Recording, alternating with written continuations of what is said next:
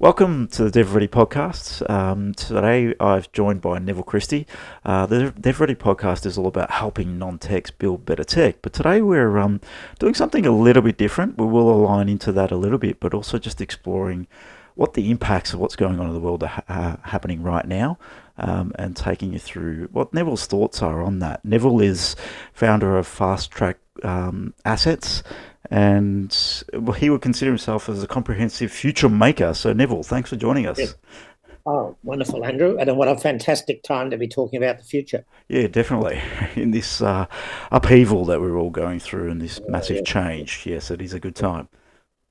I have to say, although I did not, or my team did not specifically forecast or predict the coronavirus, for the last 2 years, we've been arguing very strongly that this decade would see what we've called 40 tsunamis, really changing the total face of our globe and our business. And we said that a particular event would spark off the other events, and global warming is sort of the underlying base. And we saw the fires and the Hmm. floods and the typhoons at Christmas. We But did. now the pandemic, I think, has started a whole series of changes that will ripple on for the whole decade. Yeah, it seems like we're in some uncharted water right now. Yes, we're Uh, now into unknown and abnormal is now the normal, Andrew. Yeah, Yes. definitely, definitely. So, just Neville, before we jump in and explore your thoughts on what's going on in the world today and what the future Yep. might look like, tell us a little bit about who Neville is, your background, your history. How did you first start your entrepreneurial journey? Because you've been involved in, from what I've read and spoken about, 44 ventures, 41 successful, which is pretty rare in this world. So, tell us a little bit about who Neville is. Well, I guess I see I'm a man of many parts. The entrepreneurial journey, which I Mhm. guess is what you're partly interested in, Yes. really started at about six. I was born during the Second World War in 1941, so Okay. that I didn't have many peers of my own age group. So that, Hmm. if you like, my peers or my cohorts were either a lot older or a lot younger than I was. Okay.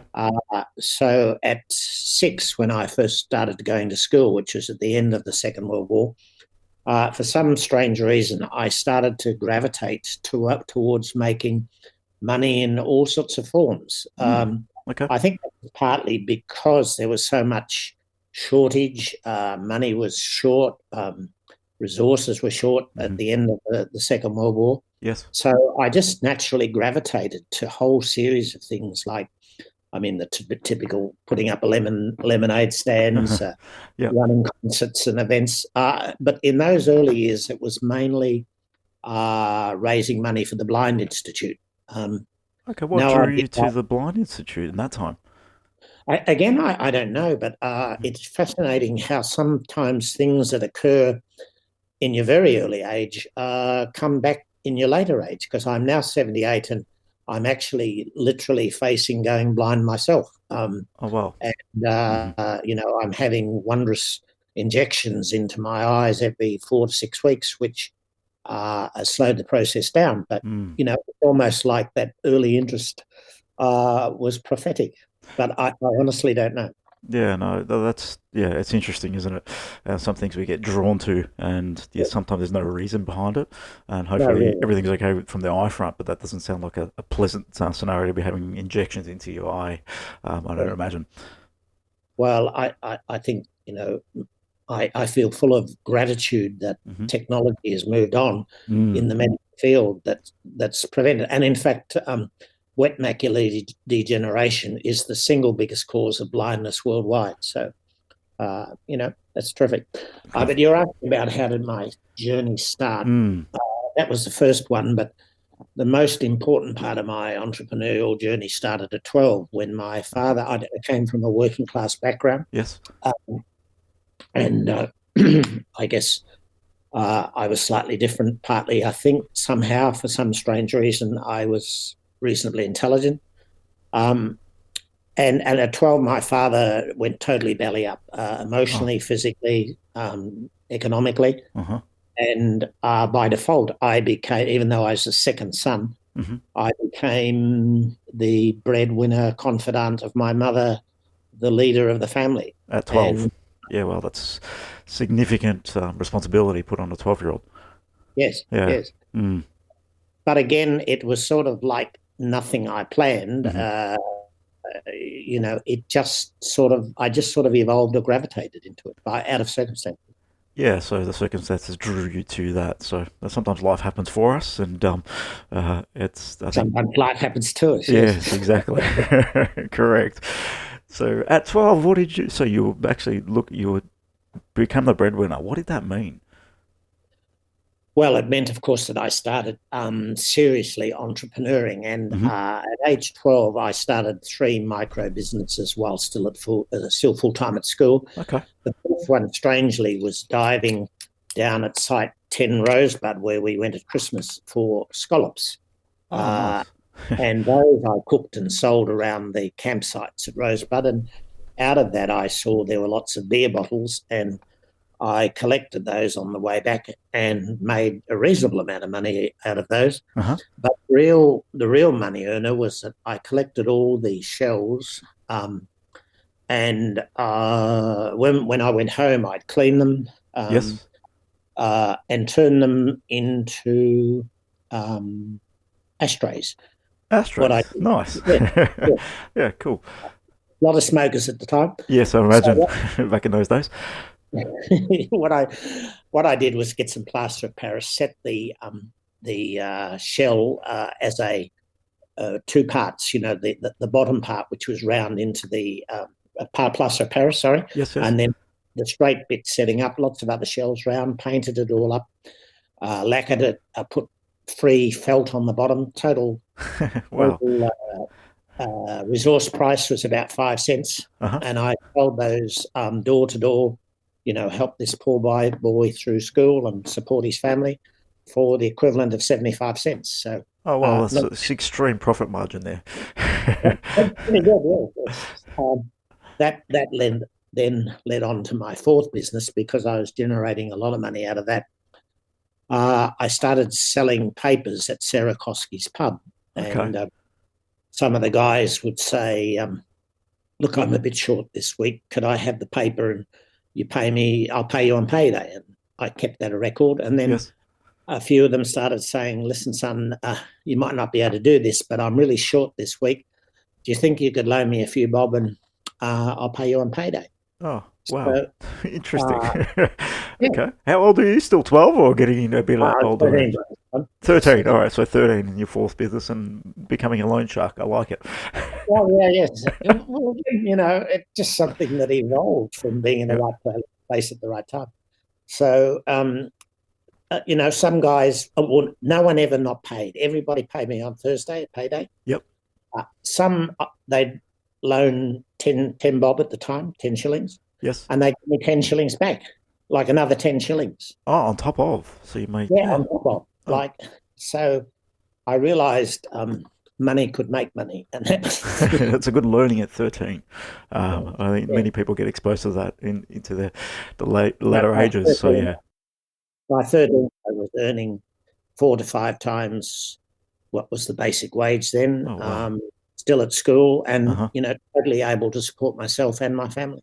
Yeah, that's brilliant backstory in terms of how you started this journey, fell into it, and but it's massively resourceful in terms of what you were doing, looking for opportunity anywhere and everywhere, and Yes. I commend you Well, for just doing opportunity that. is everywhere, except most of us have our eyes closed. Yeah. Yeah, that's a fair point. And in times like today, people can have their eyes closed, but there are people out there looking for the opportunity and making the most of not a great scenario for most people. Yeah, so. And in the same time, that wouldn't have been a great scenario for you. You could have put your head in the sand, but you chose to step up and do something about it. So, yeah, commend you for that. Andrew, I actually think, I'm 78 now. I'm Mm, still active and vital as an entrepreneur. yes. So I've been in business, 66 years, Hmm. seriously. Mm, Um, I actually believe that this pandemic is causing such a huge degree of change globally in just about everything you can see, society, business, economics, culture, politics, that it's manifesting a huge new range of opportunities, and I'm flat out starting to work with others collaboratively to do something about these, Mm. changing opportunities. Yeah, I actually believe that the vast bulk of our businesses have suddenly become obsolete, uh, and therefore in the next year we'll either have to sell or fold them. mm-hmm. We will have to transform them in some way, or what I believe is that we should be collaborating with other entrepreneurs, other SMEs, to really create a quite different future based on the new realities that are emerging. Yeah, no, New app. I think that's a good stance to be in right now. And collaborative is a pivotal word, and I'm seeing the same thing. Yes. Talking to other entrepreneurs, there are opportunities. We work heavily in the pharmaceutical space and pharmacy space, so there is a lot going on in that world. If you're willing to look and willing to help, I think there's plenty out there. And there is more opportunity when things are a little bit up in the air and people aren't quite certain. I think there's a lot more opportunity in a market like that. When everything's going up, it's easy to jump on and make money. But if you can actually produce an outcome in this current climate, you'll see it through to the end of it and into the next 5-10 years as well. So definitely keep looking, guys, out there. And collaborative is pivotal, and I learned that later in life, not that early as probably you did. Well, it's just interesting on that because Louis Pasteur, the great chemist, I suppose he was, hmm uh, he said, "Chance favors the prepared mind," Yes. and I honestly believe that the greatest opportunities come out of the greatest crises, the greatest dangers, the greatest threats, the greatest problems. Mm. And there are so many occurring now at hmm every way. I mean, just take one for example. Uh, the way that we have been forced back to our homes. So that means we're starting to integrate with our spouses and our kids in a much more vital way. Yes. But also we're working from home, and that means that all of us are suddenly having to use different forms of technology. Um, I was talking with someone who, I won't name the bank, but one of the major banks, Uh-huh. and they realised that in fact, with about 2/3 of their whole resources and staff now working from home, their productivity has gone up, Interesting. and they are seriously looking at moving, 2/3 of their team to work full time from home and provide them with the new technologies, the new support. Uh, that's life changing. It is, and the ripple effect on the economy and the business as we know it. Just think of the actual landlords that are owning all these buildings, and businesses starting to realise maybe I don't need this office space anymore. Yeah, well, you imagine if Mhm. suddenly, I Mm. mean, just take we're walking along Collins Street and Elizabeth Street at the moment because I live in the city. Like 70 to 80% of all the shops are closed. Mm. What if they're closed permanently? And look at all those high-rise buildings. Yes. Let's say 50% of them are emptied of staff. Uh, think of the ripple-on effect of that. Mm. Yeah, there's a massive ripple effect for everything. Especially then there's no epicenter, there's no city anymore, and that pretty much removes all your traffic congestion. People aren't traveling. You can see the roads now; they're completely empty, and we solve many different problems if a lot more people are at their place of work, is their home. It's And a it's lot of people, I believe, like me. I mean, I'm schizophrenic. I live 1 foot in the city and 1 foot uh, at Woodend, which is 80 complete kilometres away. opposites, polar opposites. Yes. I'll accept I'm schizophrenic. I love living in quite different worlds. Yes. So, and I mean that's stimulating in itself. Get it. And I believe that more people will flee to the country Mm. and to the regional areas. Oh, and I think if people are given that opportunity, a lot of people drawn to nature, and I think as humans we are drawn to more nature, open space. Living in a box is not something that most of us enjoy, and I think that's why we like to get out of our homes, because being confined to one space is not what as we are. We like to move. We like to gravitate to different people to socialize. So it'll be very interesting to see But how it all goes. just think of that, for example. Mm. the changes that Ripple run. So Yes. we're all getting used to working from home. Mm. We're starting to all gravitate towards quite different technologies, you know, Zoho and Zoom and the Microsoft suite. You know, you and I are recording this not face to face, but you know, by technology. Yes.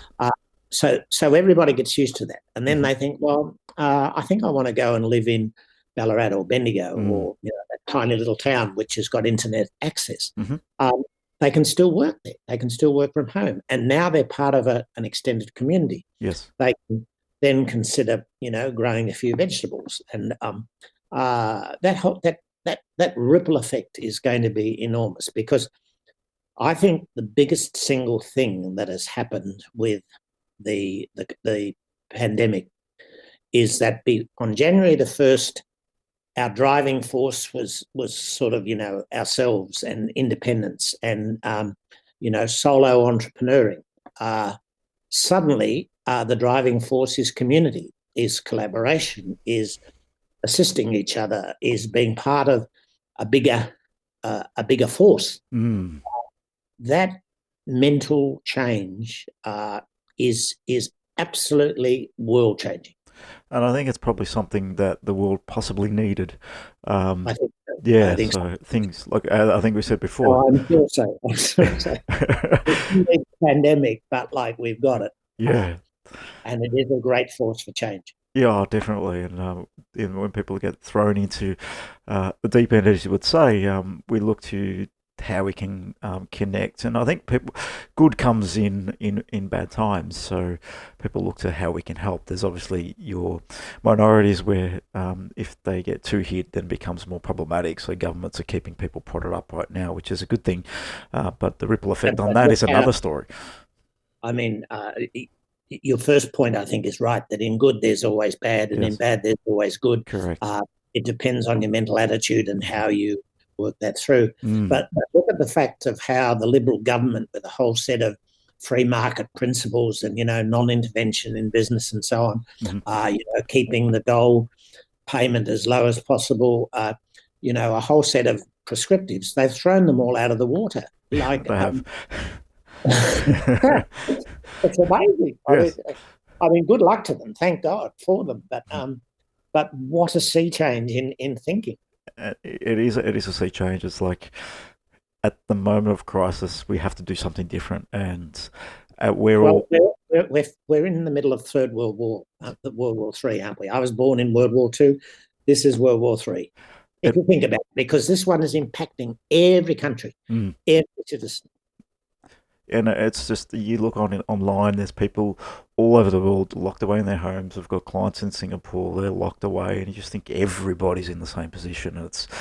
I think it's bringing people together because we're all impacted in the same way. And I think you have that connection, you have that understanding. Everyone's, like you said, working from home, connected on the internet. I feel like I'm communicating potentially more now than I did when I was in my office doing face-to-face meetings and conversations. Because it's wow. Yeah. I mean, already this week, I've had a global board meeting on the internet, and we were connected in America, in England, in Thailand, in Brisbane, in Melbourne, in Hong Kong, and in China. Yes. And, you know, it was relatively seamless. Last night I had 3 major teleconferencing around the world. Like, you know, so literally now the world opens up to us in a different way than it has in the past. Because we've got no choice. And then we can... Yes, there's no choice, so we need to take it. But then we can... I think when... prepared mind, and, you know... what is it? Necessity is the mother and father of inventions. Very, very good. So let's get back. Let's talk a little bit about, is this from a global market reset? So coming into 2020, and you've been writing about this on your posts, that we were going into obviously large debts. We had interest rates being cut. Is this the market reset that we were eventually going to have anyway, and just brought on by, you believe, the virus itself has brought this on, where the market's been hit 30% down, give or take? Is this what you perceive would have happened anyway if we weren't hit by a virus? Fantastic question, Andrew. Look, fundamentally, escalating debt, global debt, national debt, corporate debt, personal debt, is the single biggest threat to capitalism as we have. Because all of that debt, the printing of the money, stimulates really not the real economy, except for the consumer economy. Yes. Which is part of the real economy. But fundamentally, where it flows into is to keep the banks propped up. And also it goes into the money economy. It goes into non-productive assets. It goes into property like homes. So these increase the apparent wealth of people.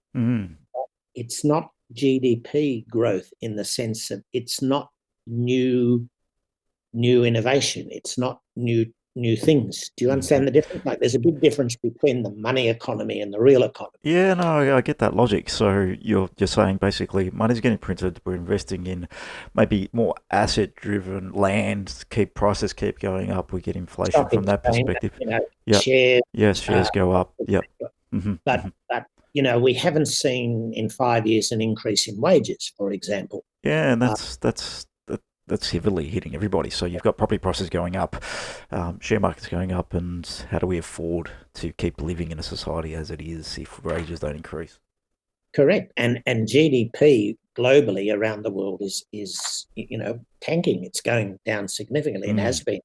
So for the last 2 years, we've been saying that this money backed only by a government IOU and with no real assets or anything other than a promise to pay, that is becoming more and more a crisis. And of course now the pandemic has increased the money supply, increased the printing, increased the involvement of government. Yes, we just keep doing the same thing again, don't we? We're getting closer and closer and closer to the edge. It's just not sustainable.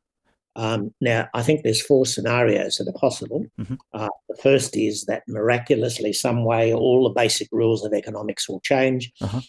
What the banks are doing, the printing of the money will eventually work, asset prices will remain high, and the economy will get back to being stimulated and growing, but in different ways.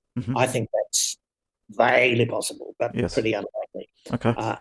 The second scenario is that we will see, as we're seeing with the virus, far more government intervention, far more direct involvement in stimulating the economy or underwriting the economy. We've seen that with the coronavirus, and I think that we're going to see more of that sort of intervention. But again, of course, that just adds to the money supply. The third scenario is the one that we've seen in the past, that the powers that be start a war of some sort, a physical war, a currency war, a trade war. And again, I think that's part of the mix. But the one that seems inevitable to me, is a global economic reset where the G20 countries and their central banks get together and do a total rewrite of currencies, debt, and economic systems. I think that's the most likely. I'm predicting possibly before the end of this year, but fairly certainly soon after the re-election of Donald Trump. And what do you think that means, especially to like the US dollar? Could we see more alignment back to gold? Obviously, in the 70s, we had the underpinning of US dollar taken away from gold. That's obviously just increased inflation. And do you believe that the US dollar is sustainable in the current climate, especially long term? Obviously, no dollar in history has ever survived. You go back to the sterling, throughout the journeys, none of us survived, and it generally flows into the economy that produces the most. And currently, China is the economy that produces everything. Is there potential that we go down to something that's backed more from there, or gold? What do you think could be the long-term output of what's going on?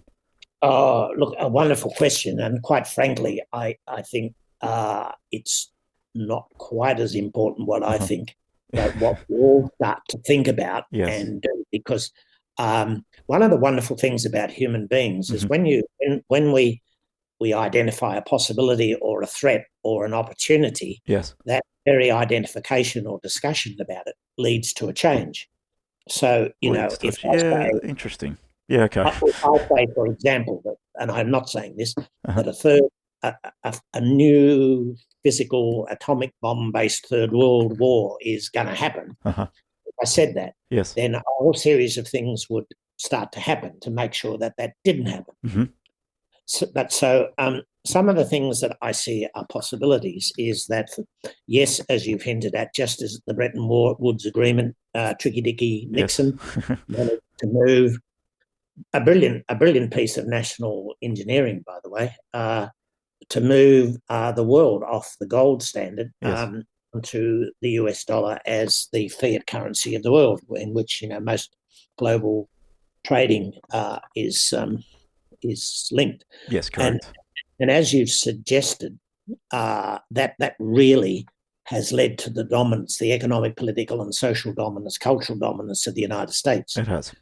But truly, the real power in the world and for the future now is communist China. Yes. They have managed their currency the best. It's Mm-hmm. been stable.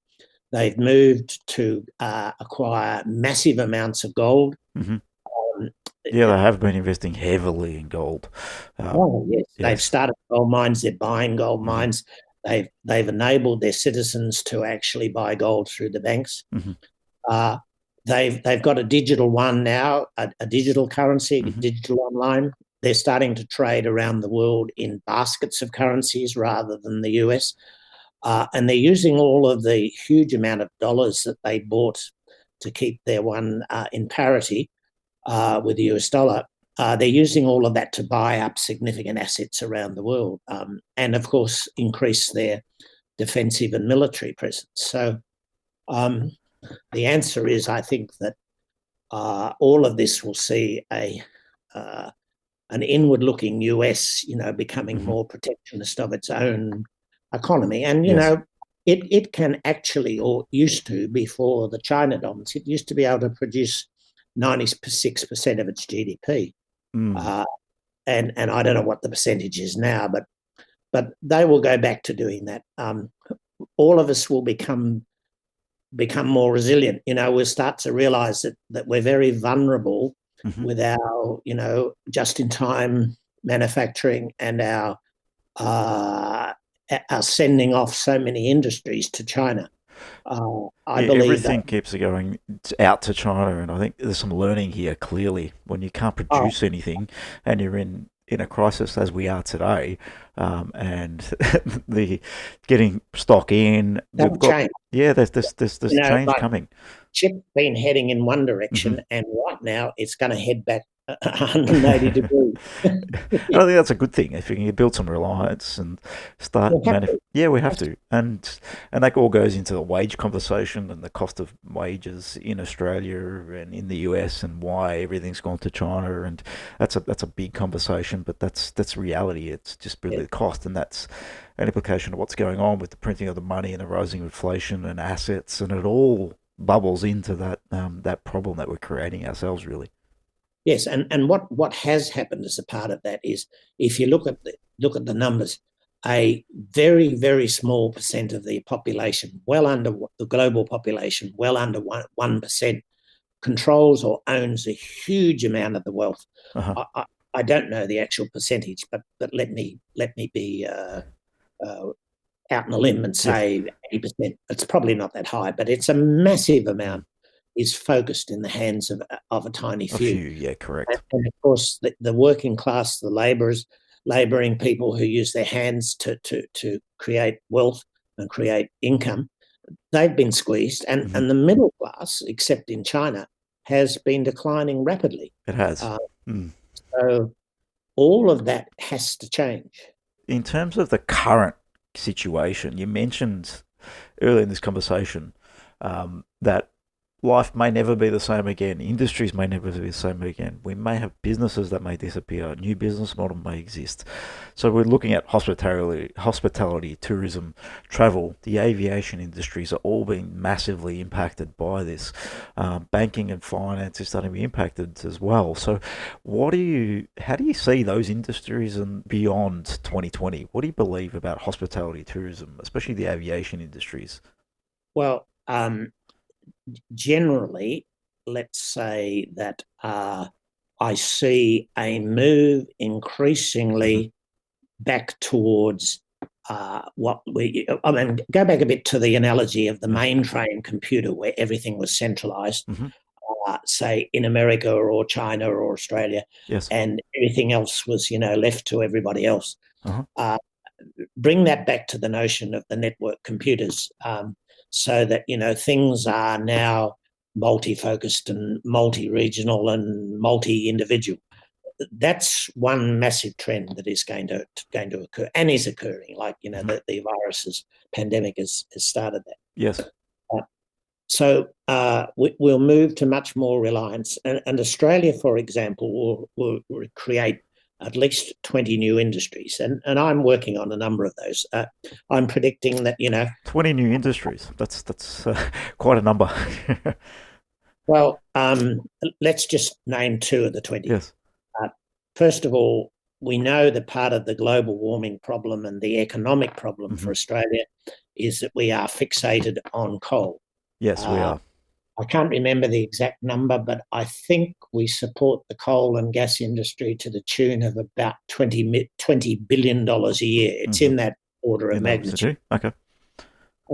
Hydrogen is a workable alternative, but it needs investment, and the Australian government is doing that investment. And there's a report that a government body, delivered to the Commonwealth Group of Nations, and you can get it online, fascinating, that basically says that hydrogen is a feasible new industry for Australia, and it's capable of being many billions of dollars in export. Okay. So hydrogen will be a future. Yeah, replacing other industries. So you will bring in new industries and potentially replace others that are not so great in the environment. So that makes sense. In terms of creating just industry after industry, I think some will definitely get replaced.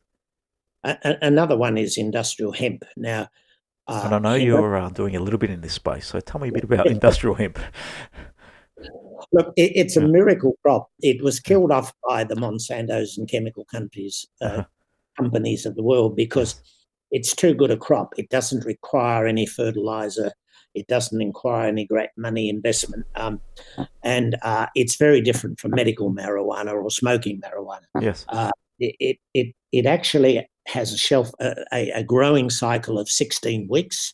Okay. It can grow on almost any sort of land. It doesn't need fertilizer. And it has approximately 3,000 different uses. Wow.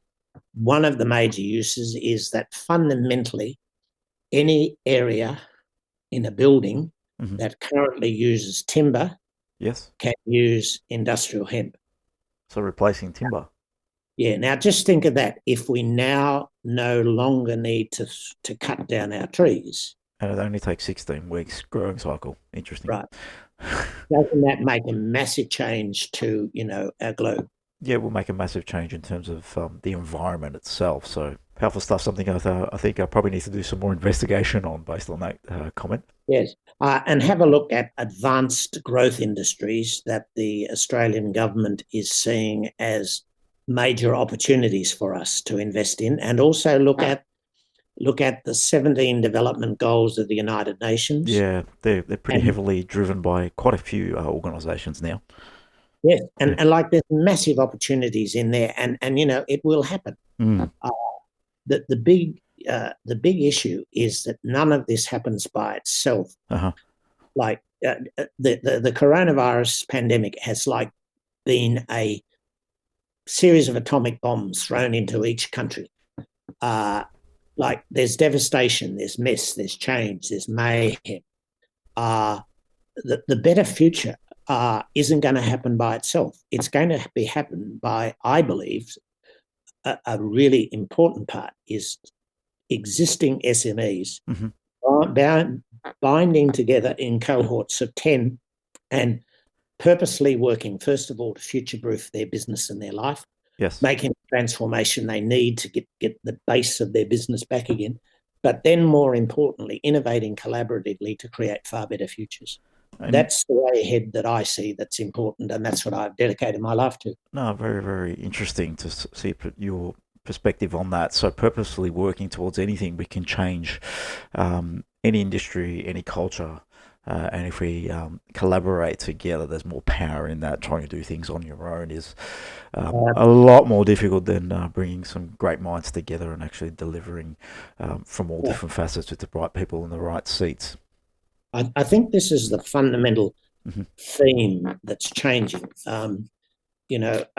One of the things I have picked up in my brief sojourn on this planet is that just about in every area of life, business, society, family, culture, politics, there's a continuous continuum between the needs and interests of me, the needs and interests of we, a selected group, and the needs of interest of them, the broader society, the broader community. And if you look at it, every system is balancing the I, the us, and the them. And what I'm seeing now is that the pandemic has kicked off a huge move to the us and them, that community, cooperation, collaboration, working together, pulling together, because we're at war.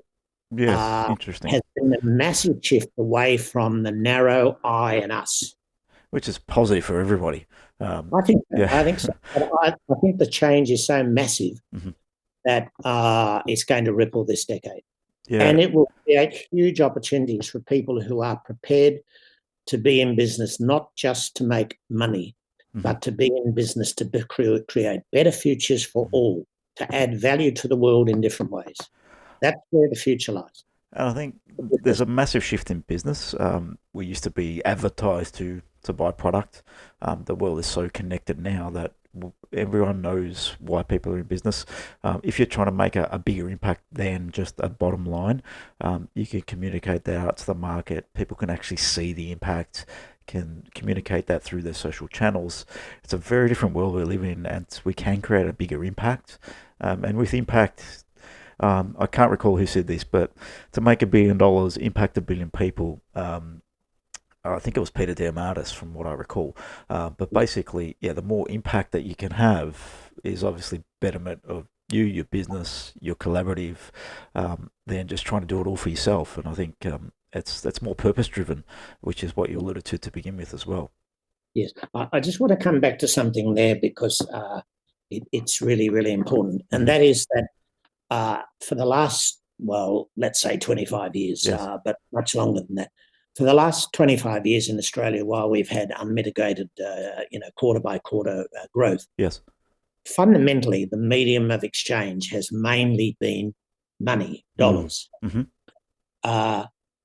We are going to see a whole lot of changes in the currency valuations, and as you said, maybe a move to gold, maybe a move to an international currency. Maybe the digital one becomes the international currency. Maybe a basket of currency. That is going to happen. But I believe far more important is the fact that as businesses and as citizens and as nations, we're going to have to start trading in value rather than money. Back to barter.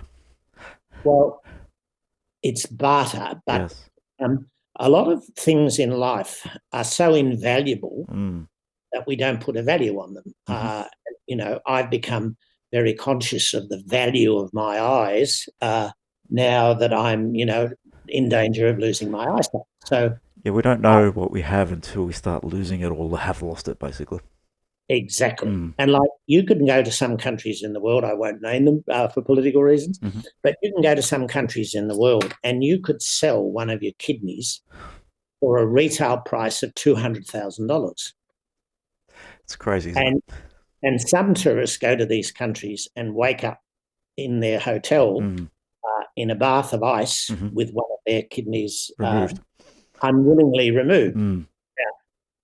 So the money value of a kidney is $200,000. Yes. And people who are on a dialysis machine feel that that's very good value. I believe they would, yes. But as a healthy human being, you wouldn't. That's right. Yes. Now, what is the value to us of our eyes, for example? And what is the value to us of our friends? What is the value to us of love? What is the value to us of our children? What's the value to us of the talent that we have, the masteries that we possess? What is the value of us to the new thinking? What is the value to us of the fact that we can purposely create a better future? Yeah. Now, interesting. In a capital society, we generally would go to the fact of how do we put a monetary value on that, but you can't.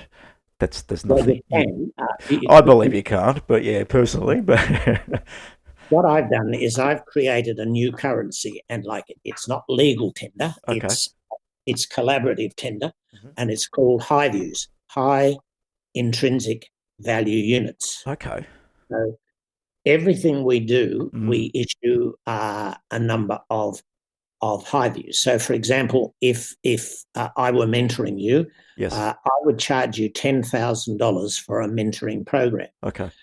I would issue you 100,000 high views, and we would say, okay, what new value do you want for your business and view? What new mastery? What new skills? How do you want it to create a new business model? What do you want? All right, Yes. You want this, this, and this. Now let's allocate your 100,000 high views to those. To that So outcome. this one you'll put 10,000 high views. This one you'll put 100,000, 100, whatever. You allocate them, and as we add the value, you pay back the high views. So okay, so you deliver value first. Yes, and it's all about delivering value. And if at the end of that, the added value process is not working, I buy back your high views at half the price you paid. Okay, so yeah, no, interesting concept. So what we're trying to do there is move our thinking from money as the only means of exchange. And of course, as you said, barter is a different form of exchange. Definitely. Digital currencies are a form of money, but if you think about them, they're a quite different form of money. They are. Yes, reputation is and skills and masteries are other currencies. To me, as a business owner, having different skill sets coming into our business and creating value is definitely a form of currency. And we don't recognize it. See, the interesting thing is under our current money system, we will say people are our greatest assets. Ha, ha, ha. Show me your balance sheet and show me where the expenses lie. Are listed as an asset. Take me to your profit and loss, and where do I find people listed as a cost? Yeah, they are an expense. Yes, and the biggest expense for most businesses out there. That's the perversion. Get it. What I mean? It's a perversion. Yes. So we're trading artificially in a currency, and we're ignoring a huge amount of the real underlying value.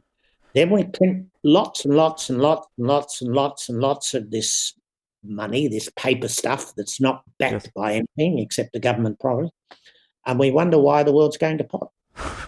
And I think it's inevitable based on where we're headed, and just thinking like this. Until you and I change it by collaborating and working together, Andrew. Yeah, no, I appreciate that. And I mean, that's what you're doing with this website. Yeah, definitely, and that's the purpose of what these podcasts for. It's to create value. Exactly what you said. Sorry, but it's to create shared value. Yes.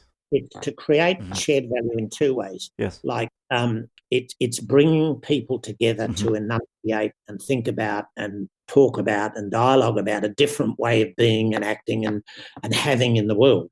But then it's sharing with a broader community. So it's a very important role you're playing, Andrew. No, I appreciate that, and thank you for coming on board and playing your role, because it is shared value. I can't do this on my own, clearly. Of course not.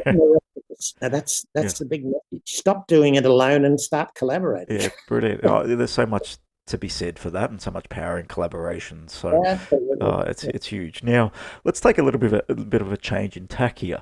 Sure. So we talked about you mentioned a little bit about the 40 tsunamis, and there, I think Mm. that you've dived in a little bit on that around the change in the potential industries and different impacts, and it could be about what's happening with the dollar, etc., in terms of how we value things. So let's talk about who Peter Pronto is. He's Dr. Peter Pronto, uh, and he's my alter ego. Now, uh, I don't know whether you know what an alter ego is, I do you? do know what an alter ego is, yes. But yeah, explain why Have a you go at created explaining Peter it. Pronto. Pardon? Have a go at explaining it because I get a bit lost when I try to explain it. Yeah, I'll try to explain it. It's so alter means another ego. So we carry an ego, which is our standard form and mind and how we think. But sometimes we need to put on a different hat, and I think an alter ego is just putting on a different hat. And an example that might be, for me, as what I perceive it to be, is when I'm at work, I'm wearing a hat. When I'm at home, I'm wearing a different hat. But if you want to jump into a different form of thinking, and I think that's why you've created Peter Pronto, which is just another way of thinking and maybe letting go of that ego that basically we have. That's what I perceive an alter ego to be. A very good definition. For me, it's Mm-hmm. it's prediction Yes. or a projection Yes. onto him of the better human being that I would like to aspire to and to become. Brilliant. Yes.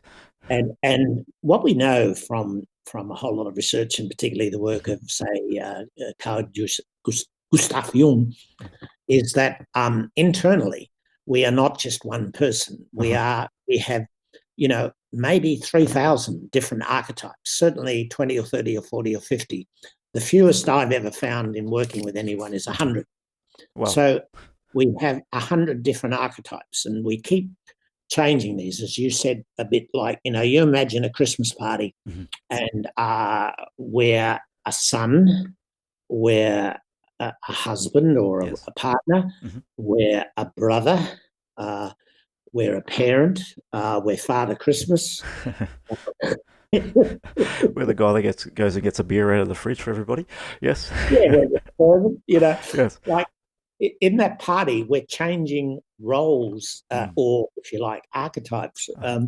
We're different persona, Yes. and we handle that with great ease. Yes. And that's one of the massive new assets and resources that we have, that Mm-hmm. internally inside us, we have huge resources that we typically untap, and it's time that we did. And most people I ask them three questions. How old is your physical body? Not really, but how old do you see your physical body? Oh, 18, right? Uh-huh. How old are you actually? 78. How old are you inside? Oh, 24. And I find everybody I meet has different ages for those three things. And it's just an indication, a simple indication of how complicated we are. Mm. But equally what assets and resources are inside. Mm-hmm. And for that reason, I love the Indian Namaste, and it's got many interpretations, but the one I love best is the God who is within me sees and acknowledges the God who is within you. I like that one. Oh well. Okay. Very, very interesting. The God that is within me. Can you repeat that? Yes, this is my reinterpretation Mm-hmm. of the Hindu language, which I Yes. don't speak. Yeah. Uh, it's the God who lives within me Yes. sees and acknowledges the God who lives within you. And I perceive that as a form of connection. Um, that's Yes. how I would gather that, and Of how we course. are connected. Yeah. Yes, we are connected Mm-hmm. at the highest level. Yes.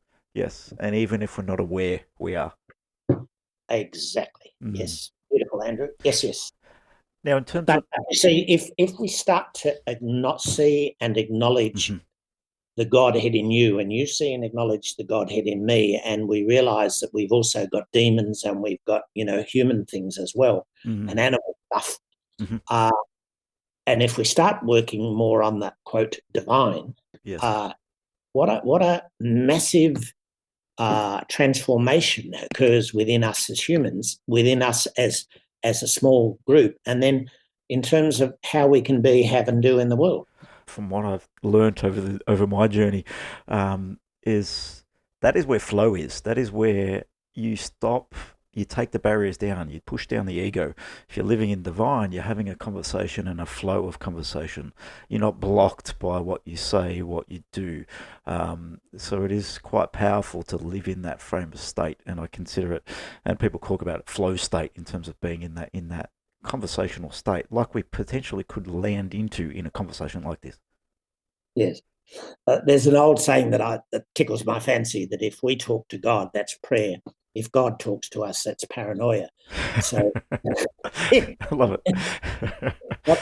what is it if the God in you talks with the God in me? What's that? I can't explain that either. Collaborative innovation, yes. Yes, collaborative innovation. I like it. So, yeah, but one of your statements and sayings is the purpose of life is to create and manifest a life of purpose. Now, what would you say your purpose is? Now, you probably touched a bit upon this, but what would you say it is at this current stage of being 78? What is your purpose right now? It changed when my son suicided 11 years ago, but it's now significantly, and it sounds a little bit I don't know what the word. A bit sorry to hear about your son and suicide. That's terrible to hear. Yeah, we'll come back. Yeah. But thanks. So 11 years ago, it became to create far better futures for all. One person, one idea, one joint venture, one nation, one innovation, one technology at a time. I like it.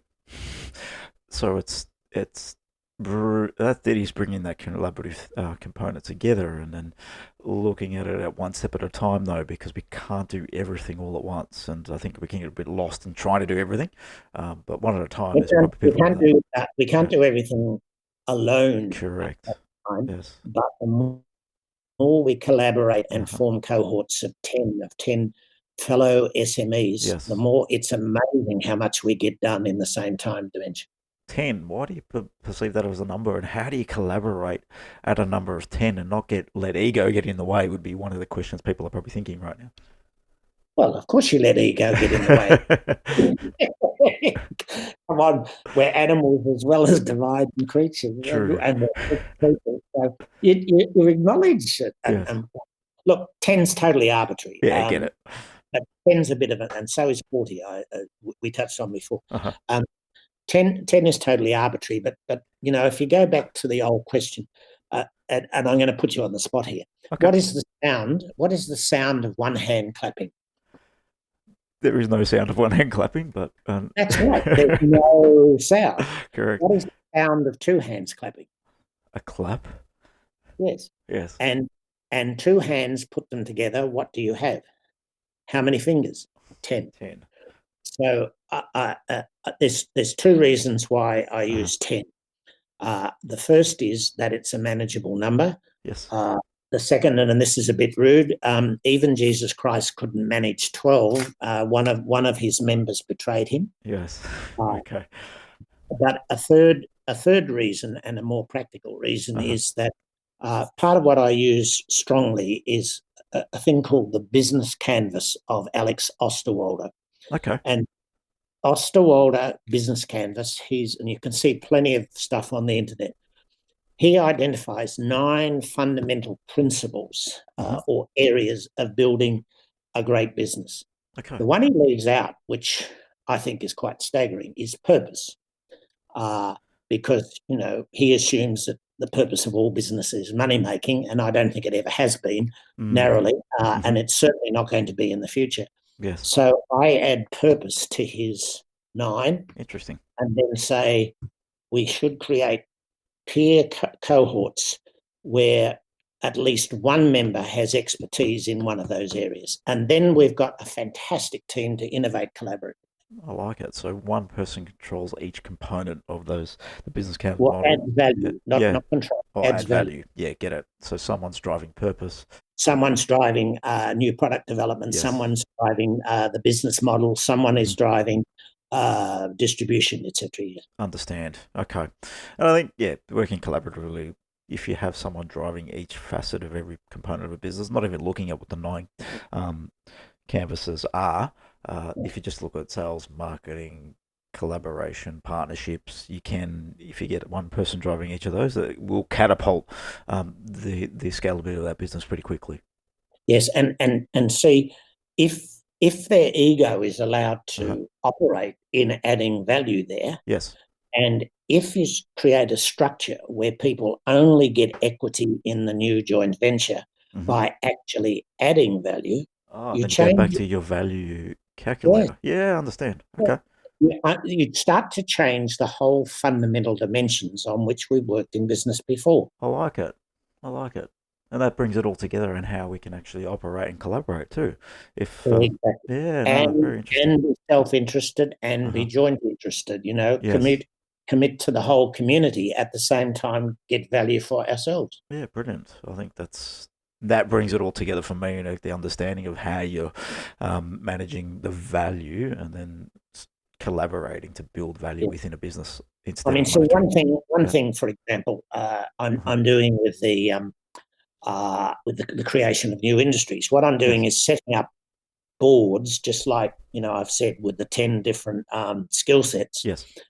And instead of people getting paid to become a board member, they pay to become a board member, which becomes the seed capital of the joint venture Yes. to start adding value. And then each meeting, each member has a nominal 10% equity, and each meeting we vote using high views, high intrinsic value units, to see how much of your high views will be translated to equity because you've added this value, you've performed, you've moved the joint venture onto something really tangible and worthwhile. Yeah, brilliant way of thinking and a different way to frame it. We generally can walk into partnerships and just slice and dice the equity up front, but then I've been involved in partnerships where the value delivered across all the partners is not necessarily equal. So, see, I reverse the logic. Yes. You only get equity Mm-hmm.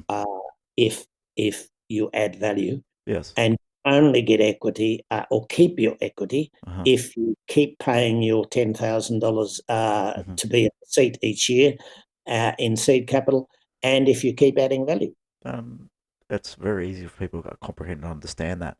And if you've got a great measure of value, then that is a very different way of thinking. And reversing it is very clever. Yeah, yes. I like that. I'll and explore like, that. we're going to have to reverse, Yes. I said before, the notion of, the steamship's been heading from here to China, Yes. and taking our raw materials and then it's coming back. So with students who then take our intellectual property and take it back, Yes. and the manufactured goods that they've turned out from our raw materials, bringing them back. That ship's going to reverse. And I think it needs to. Let's put it out there. It does have to, and It has to. yeah, Yes. yeah. That's not key. We can't. It's not sustainable. Clearly, the direction we're headed in, and the clear change needs to happen. You touched on and said about the 40 tsunamis that I've been raving on about for the last 2 years. Yes. I repeat, I did not forecast the pandemic. I did forecast that there would be a major event that would trigger off the other 40 tsunamis, like the decline of assets, like people needing to cooperate together, enforced, and so on. I used the 40 not as a precise number, but in all of the major cultures, that is Judaism, Christianity, and Islam, and many Middle Eastern cultures, 40 is a symbolic number of a hell of a lot. So, Moses spent 40 years. It was 40 years, yeah. And then we've got Lent is 40 days, I believe. Is that, I don't know about I that. I think it is. so, yeah. Christ was said to spend 40 days in the desert being tempted by the devil. Moses spent 40 days on the mountain getting the 10 Commandments. He actually got 15, and when he came back and saw them all cavorting around the idols, he smashed one in anger. Yeah, so 40 is a symbolic number rather in major Get it? cultures, a hell of a lot. Yeah, Yeah, not a precise not a number. precise number, just a number that from a impactful number that you've picked. I get An that. impactful number, Yes, yes. understand. So yeah, obviously, Neville, purpose is a big thing for you, and from us, the purpose of the DevReady podcast is really to help non-techs build better tech. But it's really a little bit more than that. We really understand, and through business, that it's never really about the technology. It's about the business model. It's about the focus and about who we're actually helping within a business. I think there's Yep. some synergy in terms of your thinking and the way we actually think and have delivered this particular podcast in anything. So. Yep. In your life, how do you perceive purpose? Now, I've read a little bit about your seven mountains of purpose and what that could mean, and I was quite intrigued. I'd love for you to explain that and what that means to you and how you came about putting that together. Okay. That's a really big, but it's a beautiful topic. So I'm just trying to get my thoughts around it. Yeah, that's fine.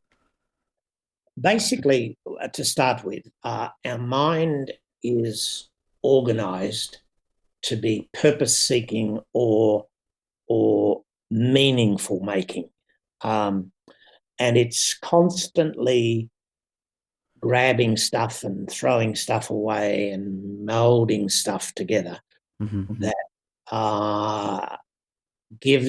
brings meaning, or if you like, brings purpose to what we're experiencing and doing and feeling. Now, if we take that further, of course, there are various philosophies that say, there is no purpose, life is without meaning, and so on. I fundamentally believe that maybe life does have meaning and maybe it doesn't, but I think there's two areas that we all have meaning and purpose, which I'll touch on. Okay. But purpose is not a terra australis incognito where we need to send a ship out into the world to try and find it, because our own particular purpose, like finding Australia, doesn't exist out there as such. We have to create it, right?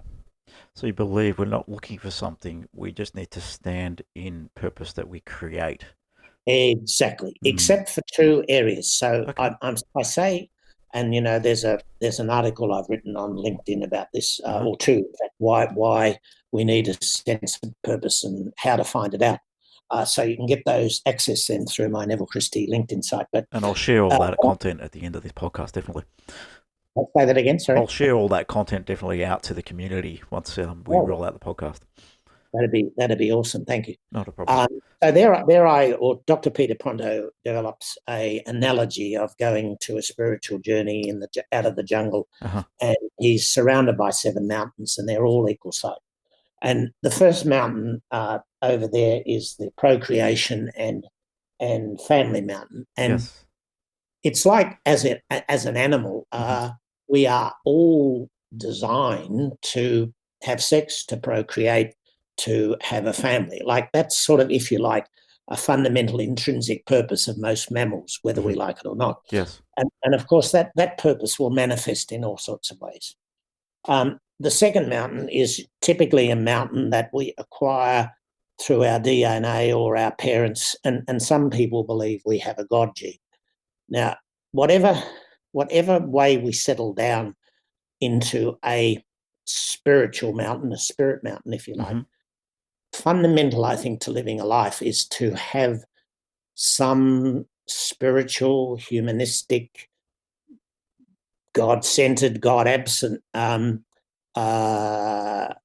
journey, mountain of spirit, and that I believe those two are intrinsic. So connection to divine, basically, some form of connection to something you believe as what God is, spirit is, etc. Yeah, and you can take God totally out of the equation. You can, yeah, exactly. If it doesn't you relate. can inherit it from the mountaintops or that big great space up there, wherever we were taught it used to be, into ourselves, entirely into Namaste. Okay. Now, apart from that, there are 5 other equal mountains, and these are all the mountains that we create for ourselves. And typically that mountain that we sit on top of changes roughly every 7 years as we go through personal developmental cycles. Yes. Again, 7 is in inverted commas rather than a precise number. Mm-hmm. So the first one is what Abraham Maslow talked about. He called it self-actualization, or becoming the best you can be mountain. Mm-hmm. So a fundamental inbuilt purpose Yes. of all of it is to strive to be better. Like we were born with a whole range of potentials and talents and possibilities, but Yes. we were completely unfinished. In fact, for the first 15, 20, 24 months or more of our life, we cannot possibly survive alone. It's just not possible. Even longer, I would say. Oh? Even longer, I would say. Yeah. Yes. So the next mountain of purpose that we create for ourselves is to be the best human being I can. So, as Maslow said, what a human can be, Yes. He or she must be. Must be. Yeah, I like that statement. It's brilliant. I do too. Yeah. The second mountain is what I call the change the world mountain. Like, to leave a legacy, to leave something behind, to make the world better. Yes. For who we are, for when we came. And that mountain tends to come for most of us a bit later in life, that purpose. But the millennials actually seem to have incorporated that a lot earlier in their life. And there's been a shift there, hasn't there? In terms of there's been a big shift into millennials in taking a focus on impact and change, which is a great thing for society. I think if we look at that and just attune ourselves to where the millennials are coming from, it's a good thing for long term. I love it. Yeah. Like what's her name, Greta? Greta Thunberg, the young lady telling the world, we'll vote you out if you don't get stuck into climate change. The next purpose is love. Now, unfortunately, in our language, English, love covers all sorts of different modes. It covers sexual love. It covers love of a parent for their child. It covers love you have for your spouse or your partner. It covers love you have of reading or learning or study, or it covers love of your job. So love is a comprehensive word, but it is. The next mountain is really the love mountain, that we see that our fundamental purpose in life is to love and be loved at multiple levels. Yes. And I think it's innate in us to be loved and project love if we're coming from a higher place, definitely. Yes. I think all of these 5 mountains are innate, but they don't manifest unless we choose to manifest them. Choice. Yeah. We have freedom of choice, don't we? Yes. I don't think we have freedom of choice so much about the first 2, but we certainly do about the other 5. And the next one is the power, wealth, fame. I'm the best in the world. I want Olympic medals. Yes.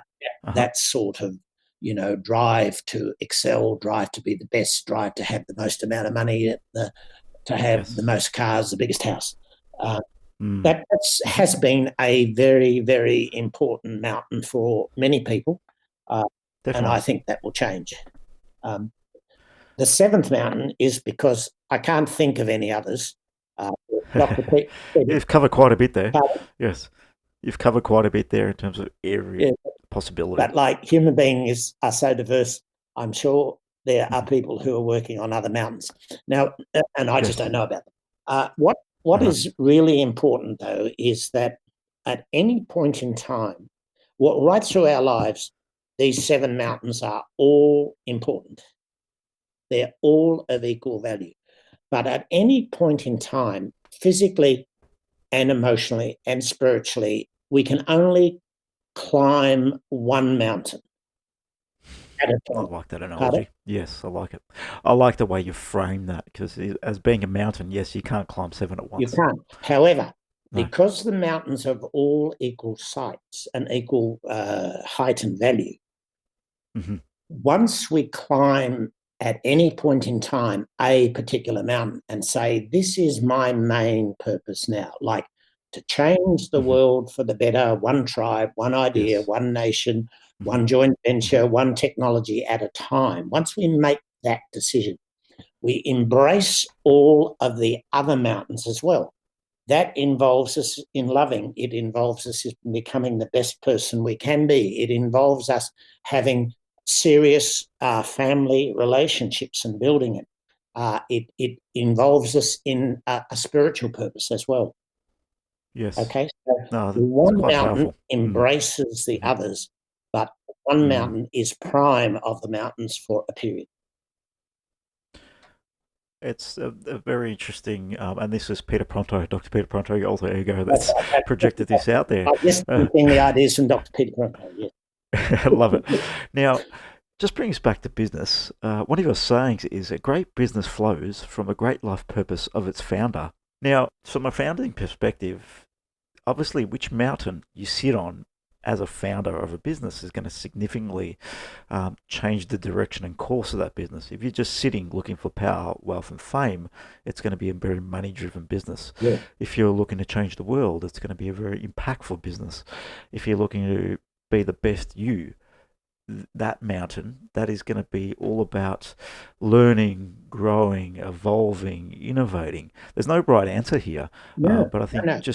Yeah, just looking at it from that context and understanding, yeah, clearly the founder drives the business and purpose is well, massively important. say for example, you're Italian hmm or you're the Yes. mafia or whatever, and hmm your purpose is your prime purpose is family. Uh, Okay.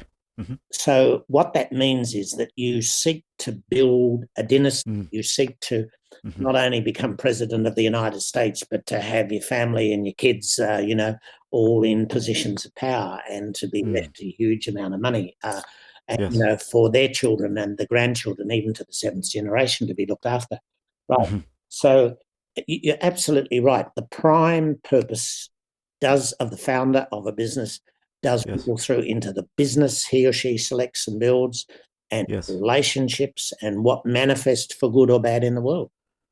Yeah, and I think it's a great way to people reflect in this current time and just get an understanding of where they sit and what mountain they're on. And And I've done this myself, and it's very interesting just to reflect as how you shift too, because I think you, as in times in life, you change which mountain you might be sitting on. And one question I do have sorry, can I is, suggest to that? yeah, I would want to put this absolutely bluntly. yes, Right now, as we are uh-huh, ensconced at home, away mm, from the world, this is the time that we must rework our chief mountain of purpose. yeah, and We I must. think it is the perfect time We must. for everybody to reflect. Yep. Definitely, Yep. yep. So one question I do have Yep. is, so success, and success can be defined by many things, and it can be mean many things to many people. But Depends what mountain you sit on. exactly, and I think that's really good in that context. But do you think, from some stepping back, do you think a great life's purpose is the only way really to be successful in terms of your definition of it? Do you think that purpose allows us to drive forward as a human if we're working towards something, and rather than just accepting what life throws at us? Oh, that's a fantastic question.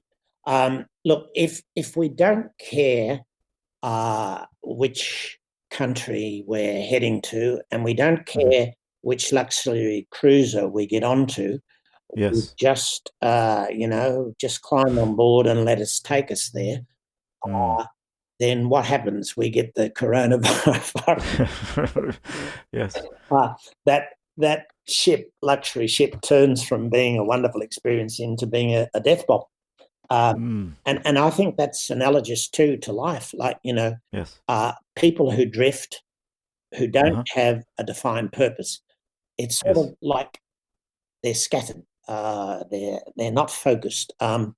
Life is that in many ways they become a victim of what life returns them. And life is hmm difficult. Mm. Buddha says, life is difficult. Once you accept that, it becomes less A difficult. lot easier. Yeah. Yes. And by having a purpose, it's like uh, we get the train tracks to to go down. And of course, we keep changing them. We can get on another line, go in another direction. We can change from a train to a boat or to an airplane if it's not grounded at the moment. So, Yes. And like purpose, I'm 78, and yet I'm. In many ways, I believe I've been serving my apprenticeship. And right now, over the last 2 years, I prepared myself in multiple ways for this virus, even though I didn't predict it would come as such. Yes. And so I now have this absolutely certainty that I'm the right person at the right time to be doing the right thing. And that's a wonderful, amazing feeling of confidence. Yeah, and standing in certainty, there's no better power than that. Exactly. And in uncertain times, if you can stand in certainty, For you can you, continue. Yeah, the exactly. last thing I want to say is what works for me would work for you or work for anybody else. But I Agree. know what works for me. I know what my purpose is. I am very clear on that. And at 78, it's a wonderful thing. I'm not heading to the pearly gates. I have a goal set to have my last orgasm at 103 and then depart. I love it. So plenty to go on between now and then. Absolutely. 103 to 123 when I get there. So. Yeah, and just sitting here in this conversation is just amazing just to see. I think being the best, be the best you lives in this conversation from you to me. But I'm curious, the mountain that you're currently sitting on, we haven't defined what that is for you yet. Is it in the number 7? Changing the world. That's where you're changing sitting. the world for the better, Okay. collaboratively and working with SMEs. Brilliant, and I appreciate just putting that out there and just so everyone's clear as where you're coming from. And it's sort of, I see the collaborative component is all about that connection as well. So there's a lot of connection within that. There's a lot of that love connection too, because when we are connected, we potentially can be in a love state as well. So brilliant. That's you've got it. Like as part of that, I'm increasing my capacity to love, and I'm accepting more love than I've ever had before. I'm accelerating at a huge speed my mastery. Like, for example, I've suddenly in these last 2 weeks become far more technologically proficient than I love it. But I have in my whole life. I do have a sense of spirit in my life, not God as traditionally defined, but certainly spirit. So, family is important to me, but the extended family, not just my, biological family. So yes. Let's just take a bit more of a pinpoint approach on this. Now, I'm in the community. I can see opportunity. Where you have an idea, you have a concept, but we're living in interesting times. What do you recommend to anybody out there that's got this idea, got this big problem they want to solve? Where do they start if they've never been on a journey or an entrepreneurial journey before? What do you believe is the starting point of any new venture? All right. Number one, get absolutely clear your purpose. Why do you want to do this? What value are you seeking to add to the world, to your community and yourself? That's number one. Number two, then reach out either to a very competent mentor or, as I've sort of been suggesting, reach out to 9 other cohorts, people in SMEs, each who have, and you need to go and have a look at the business canvas for this, the Alex Osterwalder business canvas. So go through that and start selecting people to be a cohort for you. And if you can't find them, ask for help. Go online, go to Google, go to LinkedIn. LinkedIn's a beautiful place to meet people and collaborate. So yes, definitely recommend LinkedIn. Good. So form your cohort, and then, and this is a bit of special pleading, I think, go to fasttrackassets.com.au and look at the 2 blue blocks about that $100 million challenge. And it's not a $100 million challenge, it's a $100 million high view challenge. How do you collaboratively do 2 things? First of all, build or protect or change your current business if you have one because it's Yes. now obsolete, or create a foundation business that will give you the income and the the stability for your family that you need. And you do that collaboratively. Okay. Then you move on to collaborative innovation as a group. So you are creating new industries, new ideas, new enterprises on a debt equity basis. So that's what I recommend. I do That's what not we recommend. recommend going the solo entrepreneurial route. At this time, I did that 44 times. I built 41 businesses. I lost nearly all the money with the other three. That's the learning. What learning did you gather out of those three? What was the difference there? But money is transitory. I like it. I know how to create it and make it and add value. I don't know how to hang on to it very well. So then I would perceive that money is not your number one driver, clearly. Oh God, it's only a medium extent. Yes. Money doesn't buy happiness. It just buys a better class of misery, really. I like it. Although Ellie Macpherson says, whoever says money doesn't buy happiness doesn't know where to shop. Doesn't know where to shop. Yeah, that's a very materialistic life as well. So, if that's what's driving you, and I think if you're possibly sitting on that mountain of power, wealth, and fame, then it'll make you happy. Clearly, I have to say, I sincerely believe in the next decade, in this decade, those people who are still just living a materialistic world. Yes. 99% of them will not do well, and 1% of them will do extraordinarily, fabulously, unbelievably well, beyond any riches anyone has ever thought of. Interesting. Why 1%? Because roughly 1% of the families and corporations and nations of the world combined own already. And as I said, I don't actually know the real figure. You're saying about 80+%. Yep. Well, let's say 70%. I don't know. Yeah. But a lot. Let's say a lot. They will end up owning far more of a far bigger cake in the future. Okay. So where does that leave the rest of us? Needing to collaborate, to innovate, to future-proof our business, to change the world for the better.